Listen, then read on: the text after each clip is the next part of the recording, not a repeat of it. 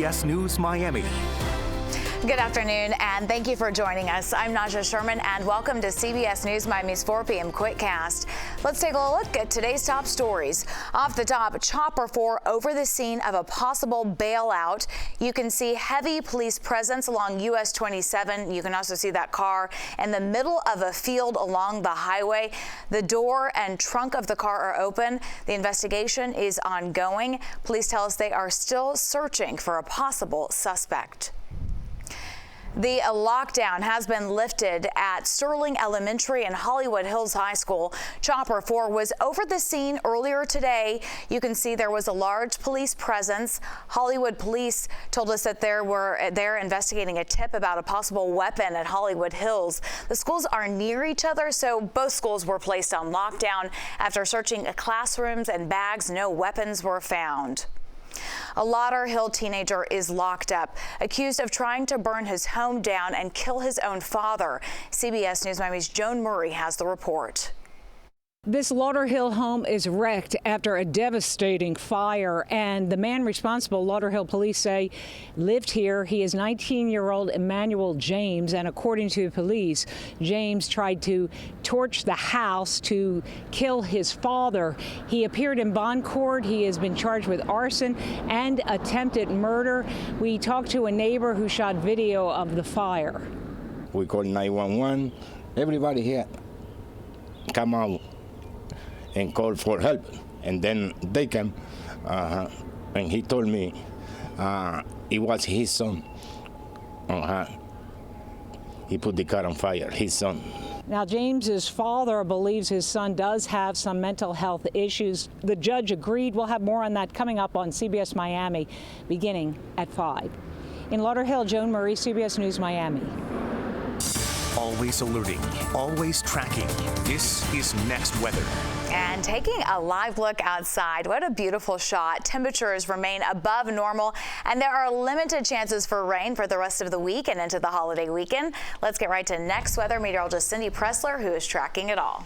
Feels pretty good out there today. Temperature up high so far has been 90 degrees, and that is a little bit above average for this time of the year, but not too bad. I think we'll take it. Very different from 24 hours ago. So storms mainly are going to be over the inland areas today. We're not expecting them along the coast. Just beautiful out here if you're doing any beaching today. This looks good. Warming trend, though, this weekend we're going to go back to record heat with temperatures topping in the mid-90s again, so it comes back, and then triple-digit feels like temperatures above 100 degrees. So it's going to be very important to drink lots of water and take it easy coming up this holiday weekend. So right now it's 87 degrees, so it cooled off just a little bit. 88 degrees in Fort Lauderdale, Homestead 86, but you add the humidity to it, feels like it's in the lower 90s at this point. It feels like it's 95 in Marathon. Ooh, Key West, very sticky down there. Feels like it's 99 degrees, close to 100. So these showers and storms have been trying to develop. We have an east-southeasterly wind today, so that's pushing everything toward the interior areas, so it might just skirt along the very western suburbs. That's a possibility. So you might get some development here in Homestead. We've got a few showers there, but a lot of this is out over the Everglades right now. So that's where the development's going to be. That's where the sea breezes are going to meet up. We've already had a little bit of development out here, also in Monroe County, but we're not expecting it here. So we picked up some rain yesterday, and that's about it now for a while. So here's our rain tracker, expecting the storms to develop, especially over Miami-Dade and to Monroe County. But as the evening progresses, most of them push off to the west because that easterly flow is pushing them that direction. So that's where we're going to see that rain, at least for tonight. Temperatures, though, going up. Expect Thursday, 90, 91 on Friday, and here we go for the weekend. 93 Saturday, Sunday, and then 94 Monday on Memorial Day. And there is a slight chance we could see some showers and thunderstorms, but it's the records we're talking about here. Saturday and Sunday expecting to tie both days, and then next week we'll have those temperatures sticking in the mid-90s, so the heat is not going to go away. So overall, this has been a very hot month. So far, it's on track to be the hottest May on record here in Miami, and I think that's the way it's going to finish out, well above the number 2 slot there of 2019. So it's been hot. Yes, it has. Showers and thunderstorms, again, staying inland on Thursday, and actually that's going to be the trend all the way through the weekend. So our chances for rain are going to be very slim. Temperatures rising into the mid-90s, and we're going to see that by next week. Sadly, it happened again. A 16-year-old boy has lost his life after a shooting in Lauderdale Lakes. CBS News Miami's Peter Dinch has the latest and says there were people who witnessed the terrifying moment. The Broward Sheriff's Office is asking for help after two teenage boys were shot here in Lauderdale Lakes on Monday night. One of them was a 15-year-old youngster who was taken to the hospital. He is being treated. The other one was a 16-year-old boy who was also taken to the hospital, but he did not survive. We are speaking on camera with witnesses in this case, and they are sharing their cell phone videos with us. There is a reward of up to $5,000. You must call Broward Crime Stoppers at 954-493-TIPS. We'll have much more on this story coming up in just an hour at 5 on CBS News Miami. In Lauderdale Lakes, Peter Dinch, CBS News Miami. A man accused of a terrifying crime in Miami. 29-year-old John Uravazzo was arrested. Police say he kidnapped his girlfriend from her car along Southwest 6th Street. Investigators say the victim was pulled out of her car and forced into his car. That's when they say the victim fled towards Broward. Police say the victim eventually escaped to safety. Up in flames, investigators say 5 cars were charred in a massive fire in Miami. Rescue crews battled the flames. This is along Northwest 76th Street, west of North Miami Avenue. One man discovered 2 of the scorched cars belonged to his mother. My dog was barking. I heard knocking on the door and stuff. I came outside and both of my mom's cars were on fire. I didn't know what to do, so I just called 911. Miami Fire Rescue says the fire was intentionally set. They are calling this arson. Police continue to investigate who sparked that fire. A man shot multiple times by police is expected to plead guilty to a misdemeanor charge.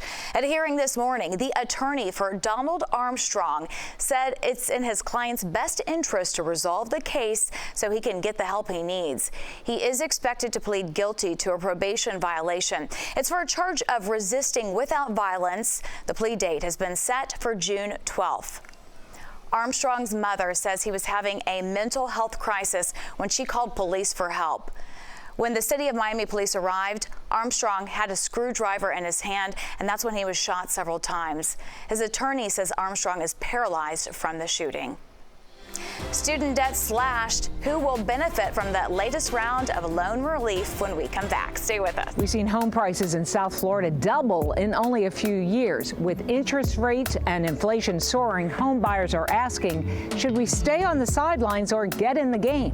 No, it's a possibility things could get worse, but I'm not going to chase the market. Do I keep waiting? What do I do? Well, I'm Joan Murray, and we're talking to people maybe just like you who are wondering if finding an affordable home has become an impossible dream. Tomorrow at 5:30.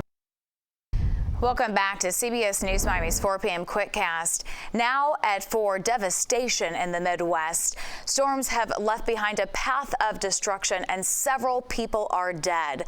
The system caused widespread damage in the western part of Iowa, including Greenfield, and that's where the search and rescue operation is underway.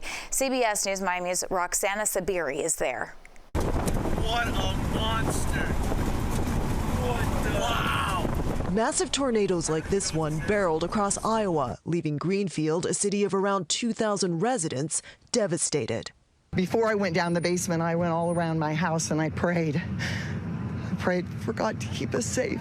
Drone video over the city southwest of Des Moines captured what remained. Homes shredded to pieces, vehicles tossed onto lawns, mountains of debris, and trees ripped to their roots. I know that, some of my friends were hurt and I couldn't get hold of them, but I was scared. Iowa State Patrol has confirmed at least a dozen people were injured, and there were multiple deaths in the storm. The Greenfield community has shown incredible unity during this challenging time. The Greenfield community has a long road ahead of them. The damage here comes less than a month after the state was hit hard by tornadoes. In Adams County yesterday, storm chasers drove through flying debris from another twister. They then looked for survivors at this now leveled home. There's somebody here? Are you in shelter? That same tornado snapped wind turbines and set them on fire. Before the extreme weather reached Iowa, neighboring Nebraska was slammed with torrential downpours, hail, and powerful winds. Widespread flooding swamped the Omaha area after up to 6 inches of rain fell, stranding cars and pushing them off the road. Tracy Dunn said there was so much flooding in her apartment that at one point she had to stand on top of her bed. I don't have nothing. I lost everything. I got everything. Back in Greenfield, the city has already begun cleaning up. We will rebuild this community together. One thing about Greenfield is we're small, but we're mighty. The cleanup here is just getting started. Iowa's governor is expected to survey the damage here today. And across the country, we still have more severe weather in the forecast. Later today, hail and potentially damaging winds are expected to hit parts of Texas and Arkansas. Roxana Saberi, CBS News, Greenfield, Iowa. President Joe Biden is forgiving another $7.7 billion in student loan debt. It is for 160,000 borrowers. The people benefiting from this round of relief are enrolled in the administration's SAVE plan. In total, the U.S. Department of Education has canceled almost $160 billion in federal student loan debt. The hunt for the Cup resumes tonight. The Panthers are in New York for Game 1 of the Eastern Conference Finals against the Rangers. Right now, the odds are on the Cats to win the series. The Panthers won 2 out of 3 games against the Rangers this season. The puck drops tonight at 8 o'clock from Madison Square Garden. Game 2 will be Friday night in New York. CBS News Miami's Steve Goldstein is in New York City for Game 1 tonight, and you can look for his live reports from Madison Square Garden starting tonight at 5. Also, make sure to join us tonight for our special Panthers pregame show. Mike Cunha, Steve Goldstein will preview the series between the Cats and the Rangers. This streaming special airs tonight at 7:30 on the CBS News Miami app, Pluto TV, and CBSMiami.com. That's the CBS News Miami Quickcast. I'm Naja Sherman. Stay tuned for more news right here on CBS News Miami, and have a great day.